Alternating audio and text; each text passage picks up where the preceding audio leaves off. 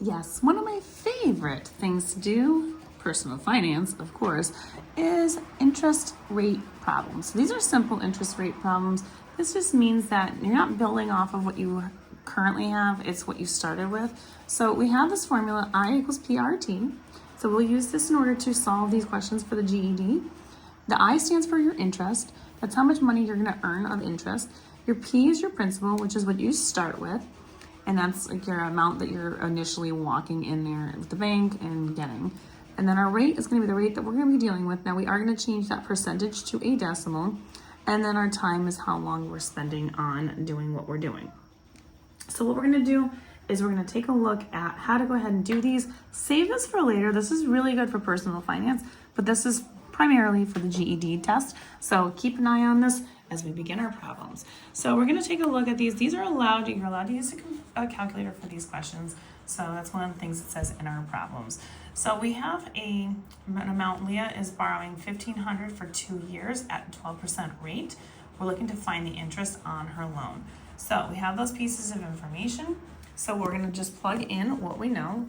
So she starts off by borrowing $1,500. So that's her principal amount.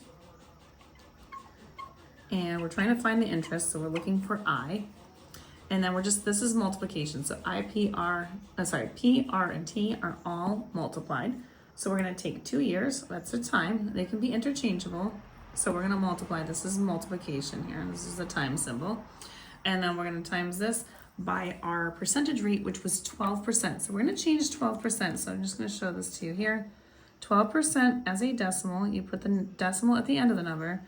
You move it 2 places over. So when I take a look at this number, it's going to be 0.12 when you're multiplying. So we're going to do 15 times 2. As you can see, 1,500 times 2, then times 0.12.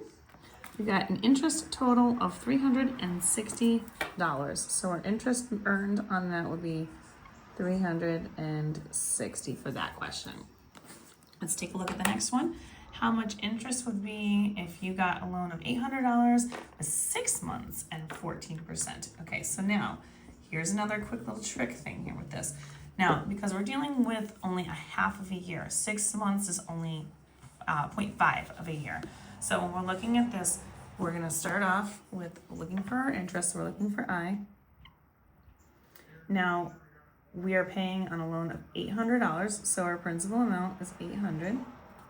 We're going to multiply this times 0.5 because, again, I'm going to actually do parentheses here so that it doesn't get confusing. So 0.5 is a half of a year. 14%, just like this one. Only thing different we're going to do is change this to 14. And you move that decimal 2 places over, so this is going to be 0.14.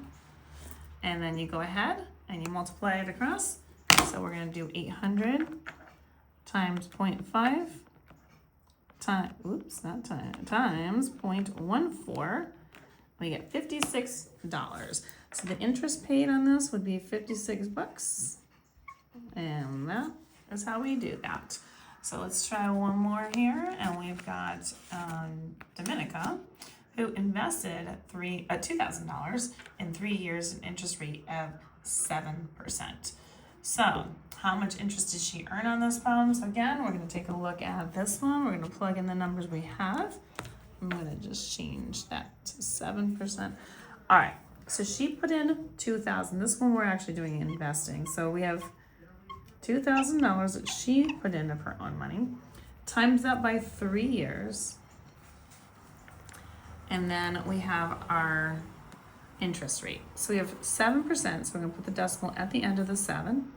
We're going to move this 2 places over. Now, if it's a single digit, now it's going to become 0.07. And that would be how we do that. So then we're going to go ahead. We're going to multiply this. 2,000 times 3 years times 0.07. That gives me $420. So that means that her interest earned on this was $420. If you want more questions like these, find them on my YouTube, Instagram, and TikTok. These are going to be located in my U1 Algebra playlist of GED questions. Don't forget to share, like, follow me for more, and save this for later in case you need it. Also, let me know in the comments what you think of these questions.